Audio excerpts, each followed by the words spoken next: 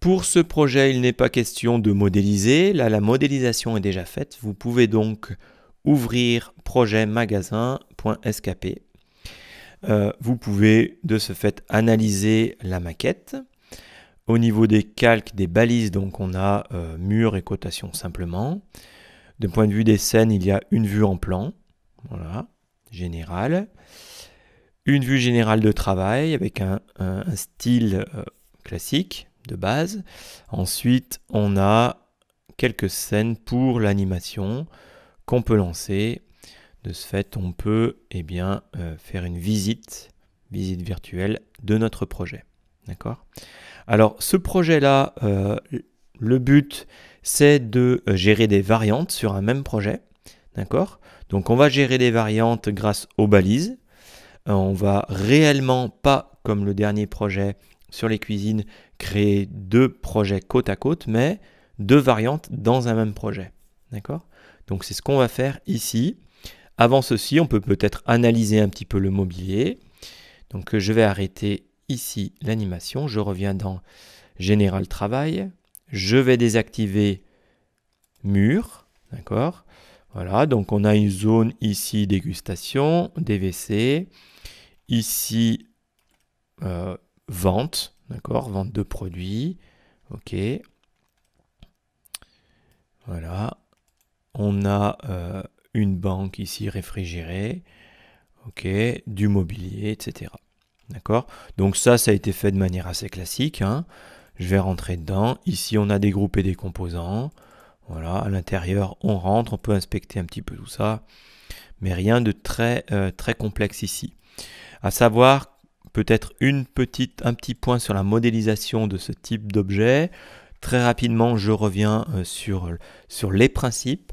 Dans ce cas-là, si on veut modéliser ça, on va créer un rectangle en l'air, alors sur l'axe rouge par exemple, d'accord ? Et là, alors je vais faire sans cotation, mais rapidement avec l'outil ligne, on va dessiner le contour, d'accord ? Alors on pourra travailler de manière très précise, bien entendu, mais là, je ne mets pas de cotation précise, ok ? Je pars en bleu ici, alors j'étais pas parti correctement, donc je remonte en bleu, je reviens là, ok ? Je continue ligne. Voilà, je viens dessiner vraiment sur la face. Ça permet d'avoir une face, de la détecter. Si j'obtiens des lignes bien fines, ça fonctionne bien. Ok. Donc ça, c'est la base, d'accord ? Donc si je veux redessiner ça, je vais faire ça. Ensuite, je vais faire pousser-tirer pour la première épaisseur. Je vais mettre par exemple, on est en millimètres, 50 mm.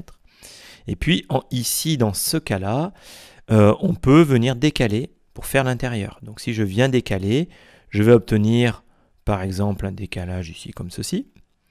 Je vais remonter à ce niveau-là. Ici, par exemple, comme ceci. Et j'efface ceci. D'accord ? Et je vais pouvoir pousser-tirer ceci. D'accord ? Automatiquement pousser-tirer. Donc en quelques clics, on peut très rapidement apporter des modifications. Je redescends en bleu, je verrouille jusqu'à ce point et je ferme. D'accord ? Puis pousser-tirer, je repousse dans ce sens de 50 mm. Voilà. Ici, on fait un petit peu de nettoyage. Mais en quelques clics, on a dessiné notre mobilier. D'accord ? Donc voilà les principes rapides pour dessiner ceci. Ensuite, on va en faire un groupe ou un composant. Et puis par-dessus, on va positionner toutes les parties vitrées. D'accord ?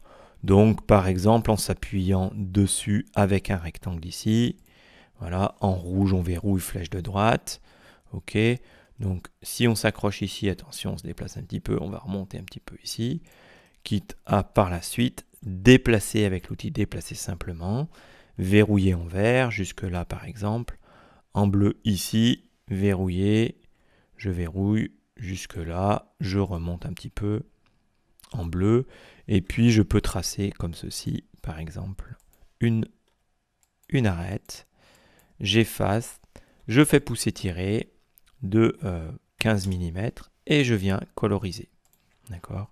Donc voilà pour les grands principes sur la modélisation de ces éléments. Donc ici plutôt un composant. Hein. Ok.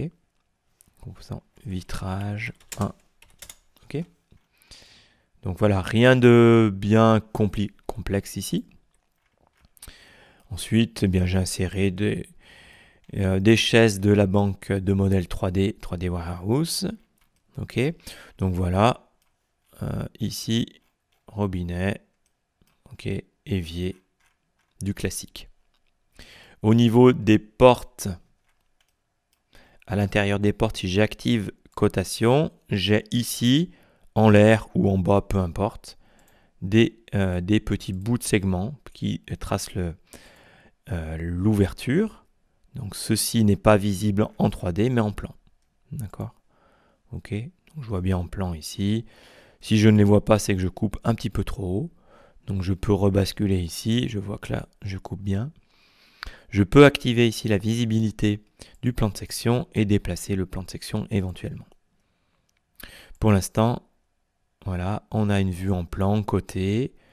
On a la balise cotation qui est activée. Donc tout ça est parfaitement convenable au niveau de la modélisation, de la création des balises, des groupes et des composants.